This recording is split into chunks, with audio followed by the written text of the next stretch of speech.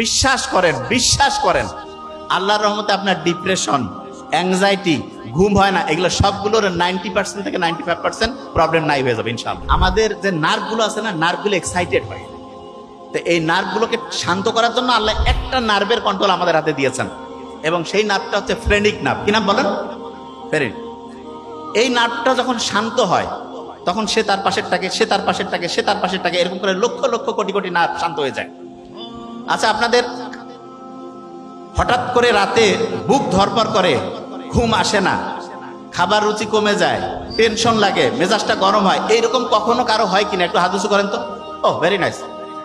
এবং যাদের হয়েছে তারা প্রত্যেকে মানুষ, যারা হয়নি মহামানুষ। সবারই হওয়ার কথা, হয় না? এতগুলো প্রবলেমের একটা হবে না, হওয়ারই কথা। এই সবগুলো সমস্যা কোনো সাইকিয়াট্রিস্ট লাগবে না, কিচ্ছু লাগবে না, জাস্ট দুইটা বুদ্ধি শিখাই দিব, জাস্ট টু।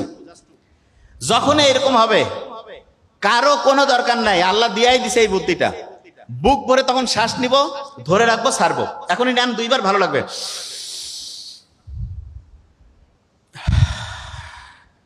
আরেকবার নিব। কারণটা কি সেটা বলি। আমাদের ব্রেন থেকে শুরু করে সারাটা শরীর না শান্ত হইলে ভালো কাজ করে, আর দ্বিতীয় যেটা সেটা হচ্ছে অক্সিজেন পাইলে ভালোভাবে কাজ করে। আপনি যখন বুক ভরে শ্বাস নিয়েছেন তখন ঠিকভাবে সবগুলো কোষ অক্সিজেন পাইছে, এবং এই কারণে আপনার দেহের প্রত্যেকটা অংশ খুশি হয়েছে।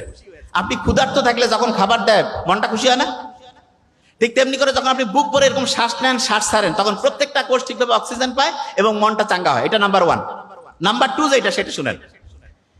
আল্লাহর রহমতে ঢাকা ইউনিভার্সিটির এখানে তো প্রচুর সবুজ গাছপালা, ক্যাম্পাসটা অসাধারণ। ডিপ্রেশনে আছে, অ্যাংজাইটিতে আছে, ঘুম হয় না, মেজাজ খিটখিটে, এইরকম লোকজনদের যখন ট্রিটমেন্টের জন্য আমাদের ডক্টরের কাছে আসে, আমরা তাদের যতগুলো ওষুধ দেই সেই ওষুধগুলো একটা জিনিস করে কি, সেটা প্রধানত ব্রেইনের মধ্যে সেরোটোনিন বাড়ায় দেয়। কি বাড়ায় দেয়? সেরোটোনিন। ইংরেজি সেরোটোনিন বানানটা কি দিয়ে শুরু বলেন তো? এস দিয়ে আছে না? সান, একজন বলে দিয়েছে, সান। সানলাইটের মধ্যে সেরোটোনিন আছে। আপনি ওষুধ টাকা দিয়ে ফার্মেসি থেকে কিনে খাবেন, বহু সাইড ইফেক্ট আছে। সূর্যের আলোর নিচে, গাছের নিচে যে একটু খালি পায়ে হাঁটবেন, বিশ্বাস করেন আল্লাহর রহমতে আপনার ডিপ্রেশন, অ্যাংজাইটি, ঘুম হয় না, এগুলো সবগুলোর 90% থেকে 95% প্রবলেম নাই হয়ে যাবে ইনশাআল্লাহ।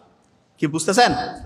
আচ্ছা, তাহলে আমি দুইটা বুদ্ধি দিয়েছি। প্রথম বুদ্ধিটা কি? বুক ভরে শ্বাস নেওয়া। দ্বিতীয় বুদ্ধিটা রোদে গিয়ে খালি পায়ে হাঁটতে হবে, ঠিক আছে?